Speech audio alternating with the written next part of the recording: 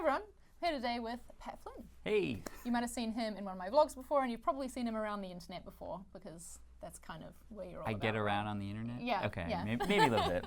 This is going to be a video talking about designers working with clients. Pat has a business. He hires designers.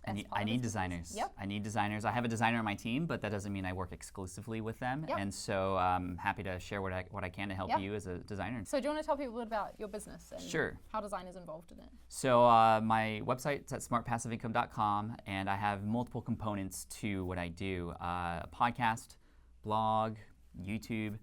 That all obviously has some design and visual elements, but in addition to that, courses, online courses, books. I mean, everything that I do pretty much has some sort of design element on top of it. What I do specifically is I help people make more money, save more time, and help more people too through building an online business based on their superpower. So all of you have a superpower, right, which is to help somebody with design in some way, shape, or form. So I'm all about just whatever I can do to serve you to help make your business and your life better. This is why we're here. So I'm so jazzed about this conversation. And I started in 2008 after getting laid off from the architecture industry. So I actually came from a little bit of a design background too. I didn't know that. So I have some CAD experience and Photoshop experience too. But even though I have that experience, I still need somebody because I have other things that I really need to focus on in my business. Actually, the first 3 years of my business, actually 4 years, I was doing everything myself. Oh, wow. Even with the podcast artwork and my podcast show notes, blog post images, like ebooks and such, I was designing everything myself, even things like advertisements, and I was designing it all myself. And then eventually I hit burnout, where I was just like, okay, well, I don't have more than 24 hours in a day. I need to get my sleep. I was getting unhealthy. I need to hand some of this stuff off. Yeah. And design eventually became something that, although I loved it and I didn't want to hand it off, I knew I had to. So my first tip would be to just realize that you are offering a huge service to those who you help because you're allowing people like myself who potentially even could do design. I mean, there's obviously people who need it because they can't do it. But even those who can do it, like as a CEO of my company, like I need somebody who can just do it for me, do it well, and do it in a nice way that it's not going to stress me out. Yeah, exactly. So how did you go about hiring that first designer when you decided that you needed someone else to do this podcast artwork or all of your design bits? Well, the first designer that I really started to work with, I tried a lot of those other different sites and I just wasn't really happy with the quality of something like a Fiverr or something like that. Yeah. Like that was when you're a business owner, you're like, oh, what's the fastest, cheapest way I can go? Those are kind of the sites you get recommended. And then you kind of get what you pay for, right, on those sites. So I was really looking for somebody with some talent, and I started with my network. I started asking the people who were on my team. I had people on my team doing other things like support and project management. So that's where I went first because I knew that if I had a good relationship with them, they might have somebody who is kind of along the same lines in terms of the vibe and the culture that they can recommend. And that's how we found Dustin, who started out, and I really loved him as a person to start off with, which was a great plus. Yes, for sure. So even before seeing anything that he had ever designed, just getting a conversation with him was really, really important because I got to just be like, I could imagine working with this guy. Yeah. Like, let's first make sure his designs are good and that he understands like my brand language, which of course he did, and he showed that. And he showed that through some small projects.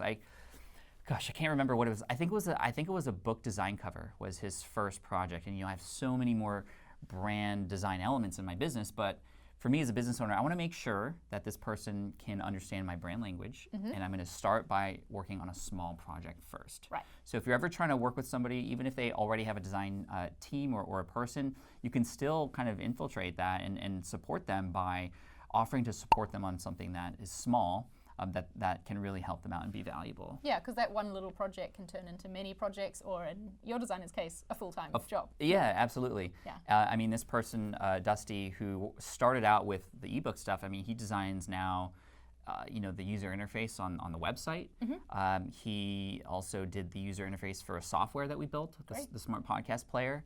Now ebook design covers, and it's funny though, because you might think that, well, I only use him exclusively, and I don't. Actually, when we were writing my book, Will It Fly, I was like, okay, I need the cover for Will It Fly was one of the most stressful things. And Dusty did a good job of coming up with a few design concepts, but he was very respectful in that I wanted to see more from different people so I can get different styles. So things like book covers especially is a great opportunity for you to, even if a person already has a designer, just to offer a different style, because there is value there in seeing an outside perspective on something such as that. So we found 3 or 4 designers who put in a bid for in some work, and we looked at their portfolios. I think that's really important to have. It's like an amazing portfolio. Yeah, we talk about that a lot on this That's channel. so important, and that's the tip I give to everybody who's looking to hire somebody. Look at the portfolio, and you will be able to immediately tell if that person is along the same lines. Not that you can do great or not so great work, but it's just, does that kind of work match? Yeah, with what I need. With what I need, exactly. So how did you said that they submitted some bids for the project. How did you put that out there into the world? Like, where did those designers find that project? It was all through my network. There we go. It was, so, I mean, honestly, the more people you know, the more opportunities you have. And so I think it's really important. And if I could go back into time, in the DeLorean, I would tell my younger self, meet and talk to as many people as you can. Don't ask for anything from everybody. Or even anybody. But as long as you know those people, those are new opportunities that when you need something or when that person needs something, you can be there to offer a service or to help them or direct them, put them in the right direction. Gosh, everything happens as a result of the relationships that you build. It's so crazy how important that is. That's been huge in my career too, as a designer, like moving on past the freelance stage but into my full-time job. Yeah. So how do you work with your designers? What does the process look like there? Do you send them like a full brief? Do you just say, hey, I need this thing, and they sort of know you well enough to get on with it? What does that look like? The best designers I've worked with, and Dusty on my team, he does a really good job of this. We have a conversation. Number one, we have a conversation. He understands that I have this thing that I need help with design. Yep. And after I get over the fact that I'm not going to do this myself, because I'm still compelled to do things myself. Right. And I think that just plays along with, like, especially for people like me who have design experience, you can still support those people too. And I think the reason why I love going with Dusty right away is just because I know he understands the brand language, the style guides. I know that if I give him something, he's going to put it into my brand in a way such that it's not going to look weird or be different. Like, he knows the language. Yeah. So I would say if you're just starting out, get to know the language of the brand that you're hoping to serve in your client's work even before you have a first conversation with them. Right. Because they're going to be really impressed in what you say and the why behind the design choices you make. If that aligns with that brand, well, then you're going to be more likely to A, get that job, and B, provide a great experience, and C, perhaps get rehired later. But anyway, I digress. I talk a lot. I have a lot of coffee. It's an important digression. This is what happens when you have too much coffee. But so when I work with a designer, the first conversation is really important. And what Dusty always does is he just asks questions. Who is this for? How do you want it to fit into your brand? How is it going to be used? What are some ideas that you might have that you would want included? What do you want this not to be? That's a great question too. Ooh. Kind of setting boundaries, right? Yeah. So that way he can just already know what I don't want and not even attempt to do such things. So after that conversation, typically after, it depends on the project. Sometimes it's fairly quickly. Other times it takes a few weeks. But then he'll give me a rough sketch or a wireframe. Oftentimes, it's a wireframe on a Photoshop file. So it does look kind of high quality, but it's not clickable. It's nothing like that. If it's more of a structure of a software, then it's going to be more wireframe. Still designed likely in Photoshop or InDesign, but just the major pieces and components. And then it just starts to get a little bit more, the resolution starts to come out over time. We start to get more defined. I think it's all about making those big decisions first and then filling out those smaller details. Yeah. So it sounds like you guys have a few different feedback points along the way. Absolutely. Like, it's not that he comes to you with this finished product. It's, here's the wireframes. What do you think about this? Right. Exactly. Yeah. That way, he doesn't build something out, and then I say, no, I don't like how this is framed here. That's something that can be addressed way early on in the process. Yeah. And it's just best to get those big things out first before you start working on those smaller details. It's similar to, like, there's a productivity tip that you might have heard before that relates to an analogy of, imagine a bowl or a big cylinder vase, and then you have, your tasks represented by rocks. If you do all the small tasks in your life first, and you fill in this bowl with sand, right, really tiny rocks, and then you kind of go with the medium-sized task, and then your bigger tasks are like the last things that you save, there's not going to be enough room to do all that. But if you start with the big things first, you put that on the bottom, and then you put the medium ones, and then you put the sand on top, the sand can then infiltrate all the way through, and you're going to actually have more room in your life. And I think you should take the same approach with your design projects too. Let's make the big decisions first. Yeah. Before we figure out the details. It's like building a house, right? You don't want to figure out, okay, well, what piece of art am I going to put over the couch before you understand exactly where the wall is going to be, or even the lot that your wall is going to be on, or that your house is on. So that's what we do, and that's why I love it, because then we don't have to go back. Because my time is precious, and I value exactly where every minute is spent. And I love tackling things up front like that first before making mistakes and having to come back. Yeah, that makes total sense. And is that process one that you've both built out over time? There's been refinements made to it, perhaps mistakes made that then had to be corrected. Of course.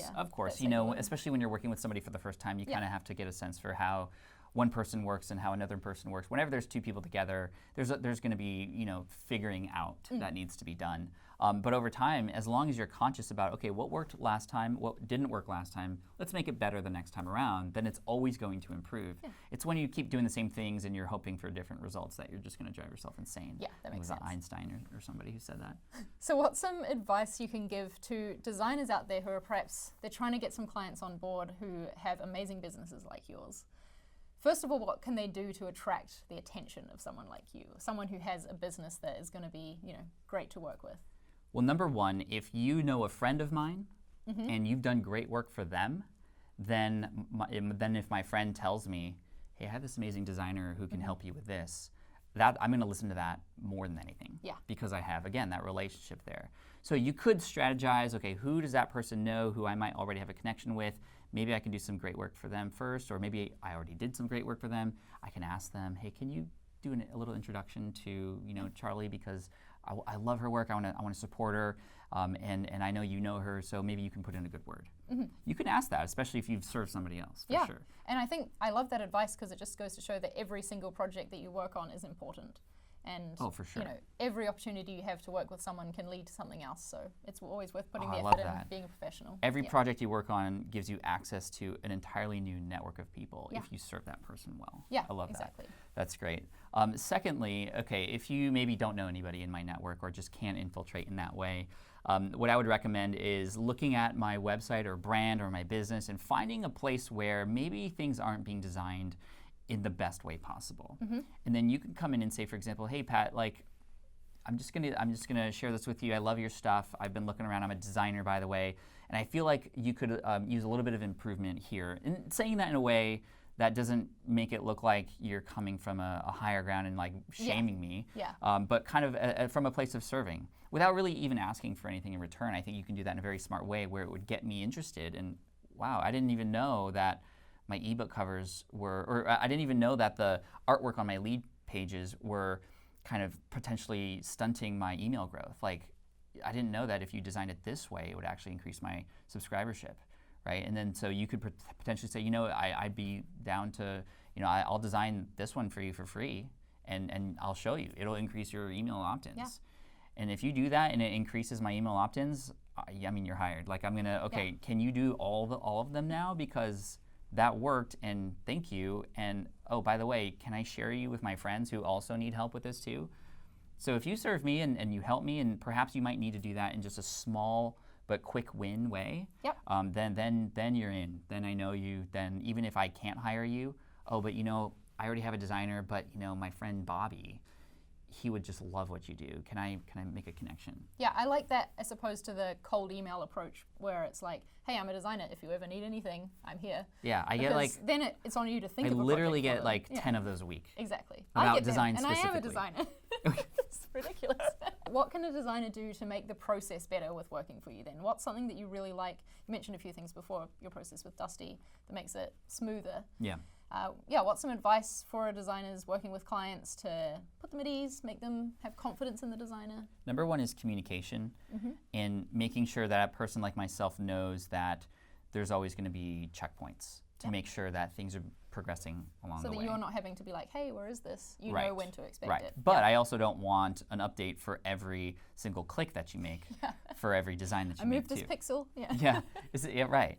So it's going to take some just understanding of what that person's expectations are. Yeah. And I'm different than other business owners too. So it's that initial conversation you have where you kind of get a sense for how each other works is going to be really important. And although something might not be said specifically to you about how to work with that person, I think just having a little chat with them at first is going to give you some idea of how, okay, this is how this person might best respond to the work that we do. And I think just always saying, if there are any problems or you want me to do and communicate with you in anything different, you let me know. And I think just opening up that, hey, if things aren't going well, like, please, let's be honest. I think that's really important in business in general, is just to always have that open form of communication and authenticity along the way. Just everybody's happier in that case on both sides. And I would expect that you as a great designer would love when a person goes, I would prefer if you did it this way instead. It would just make my life easier. Of course you would want that feedback, right? Of course. So welcoming that from the person you're working with is going to make that person feel a lot more comfortable just right up front, which just sets the tone for the entire project. And then, I like when suggestions are made too, because I don't know everything. And I think most, at least great business owners, aren't so full of themselves that they just aren't open for, potentially other suggestions. Yeah. You could get a sense for a person, like if you were to offer, like, hey, by the way, I have done work like this before with others. We can do it this way if you want. However, a couple others that I've worked with actually prefer it this way because of A, B, and C. We'll continue to do it your way if you want, but I'm just offering this to you because I want to help you out. Like, wow. Yeah. Like, you went above and beyond to serve me in a way that was totally unexpected. I like that. Others, maybe not so much, but maybe that's, again, something that you can set as an expectation in that first initial call. I always feel like it's the designer's job to be in charge of the design and to show the client what the best solution is, right? Yes. I don't think that as a designer you're doing the client any favors if you just create exactly what they have detailed in a sketch or something like that. Right. If you don't believe as the designer that it answers the problem. And right. So it's great to hear that you're open to those. Yeah, I'm open to it because I mean, Dusty will do some things in my software design that I'm like, I didn't think of that, but that's great. Awesome, thank you. And to know that they even did a little research before kind of doing it that way, as long as there's a reason for the design, I think that's the other thing on number 3 or whatever point we're on. Yeah. When I'm presented a design, whether it's a wireframe or a more high-res version of something, I don't want to just see it and just be like, yes or no, does this work? I love being presented the reasons why things are the way they are, because I'm also learning too at the same time. So.